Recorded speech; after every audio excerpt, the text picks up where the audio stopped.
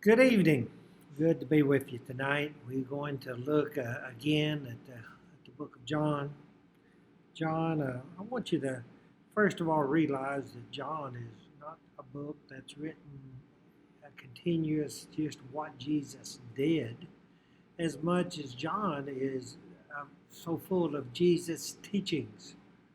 Um, like we have a lot of times here when the statement, we look at John uh, chapter 8, where we have been looking at.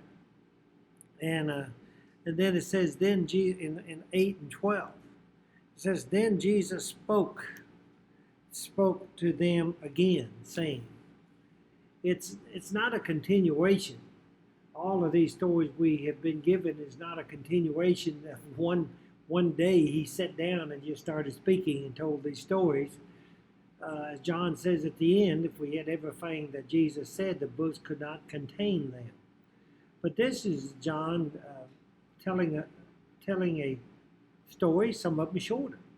And then like it says here, then Jesus spoke to them again, saying, this is almost a way of saying, we would say, this is another saying that he taught. And this is what he's talking about here. Not some have said John, and Jesus could have said everything in here at one time, sitting down in the temple and done it. But he spent, he spent these over 2 years teaching God's word and going from place to place. But John is giving us the stories, mainly the teachings of Jesus. Matthew, a lot of the history. Luke gives a lot of the history. But John is telling the stories, the teachings of Jesus as we look through the book of John. Just wanted to remind y'all, maybe hadn't said that before and should have, of what John and what we are doing. Now we find this teaching in John chapter 8, verse 12. It says, then Jesus spoke to them again, saying, I am the light of the world. He that follows me shall not walk in darkness, but what? Shall have the light of life. He is making the statement, I am the light of the world. If there's one statement that we today need to realize, I think more so, matter of fact, in the last few years, more so in my life since the 1960s and all the riots and the wars and stuff, that was going on, Vietnam. We need to realize that Jesus is the light of the world. And it says, we shall not walk in darkness, but have the light of life. This is what Jesus wanted us to know. This is what I want you to know. This is something I want the world to know, that Jesus is the light. And it says, the Pharisees therefore said to him, you bear witness of yourself. Your witness is not true. Said, you bear witness, you are the light of the world. Said, you bear witness, you saying this about yourself. But basically they were saying, this is a lie. This is a lie. And Jesus answered in verse 14 and said to them, even if I bear witness of myself, my witness is true, for I know where I came from and where I am going. But you do not know where I came from and where I am going. He was basically trying to tell them, I know where I came from. Some of them later on realized where he did come from. Jesus came down from heaven. Jesus came, God sent him to the earth. Also, when Jesus, in just a short few months, he is going to leave, and this time, and he's going to go back to where he came from. He says, I come from and where I am going. It says, now notice he said in verse 15, you judge according to the flesh. I judge no one. They was judging of what they they seen. They saw the fleshly body of a man. And that's what Jesus was. He had the fleshly body of a man.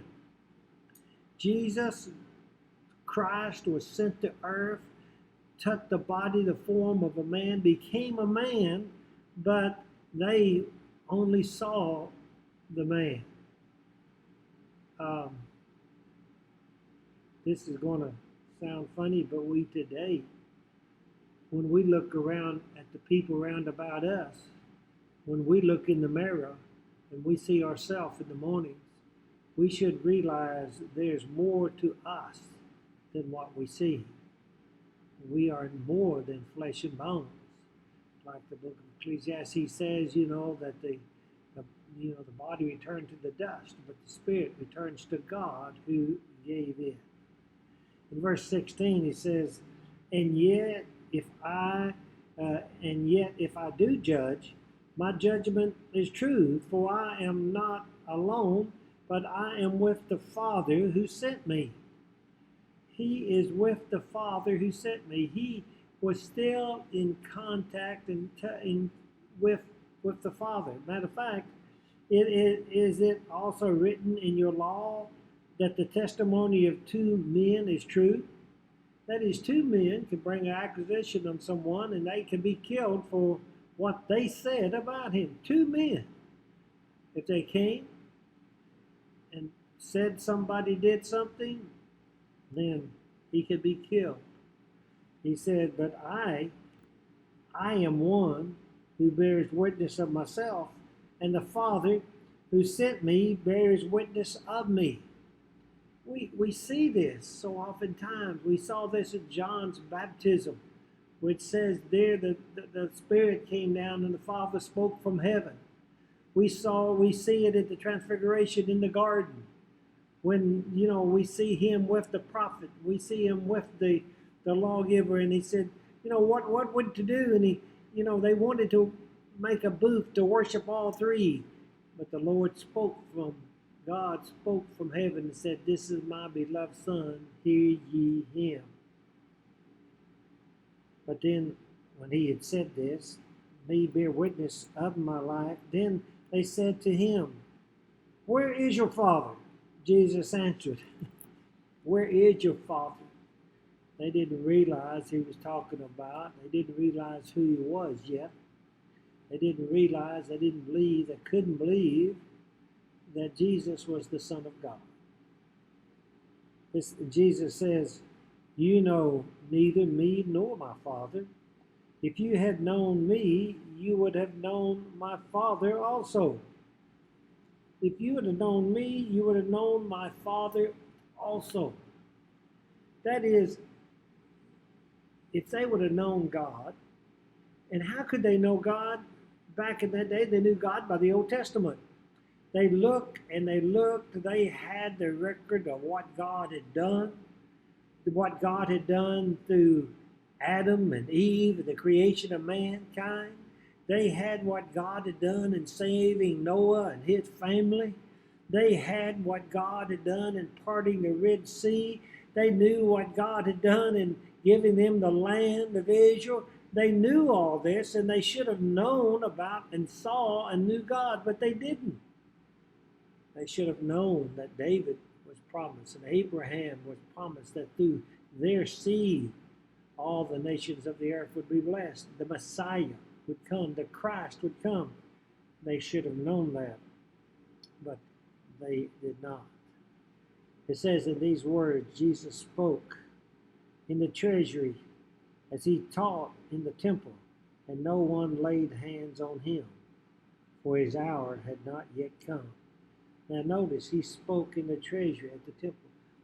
This was only where the Jews could go. You had to be a Jew, almost of the Jew. He was in the inner part of the temple there. Not in the most holy of the holy place, but there close to that. As he, as a man and as a Jew and someone that of age, could be there. And he was talking to those, if it sounds funny, physically being close to the holiest of holy. They was the closest to the representation of God that they could get on the earth in the Old Testament time. They was physically close to what represented God in heaven, but yet they did not recognize, understand not only Jesus, they didn't even understand God the way that they should have. And this is what he was telling them this. And he said, no one knew, for the hour had not yet come. It wasn't time for him to die, but here we can see the prophecy of him talking, saying, I came, you don't know where I came from. And you're going to know maybe when I go back. We're going to find and go through here that Jesus did end up dying, that he was in the tomb, but the tomb didn't hold him. He came from the tomb. He was on the earth for a few weeks, but then he ascended. He ascended and is now at the right hand of the throne of God.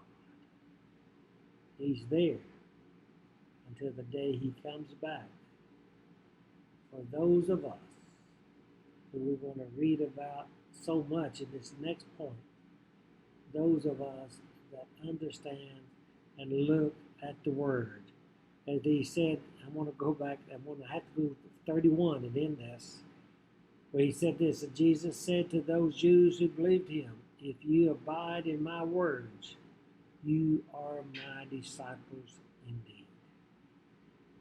Be with us again next week as we try to help one another to abide in the word of Christ that we find in this book. God be with you till we meet.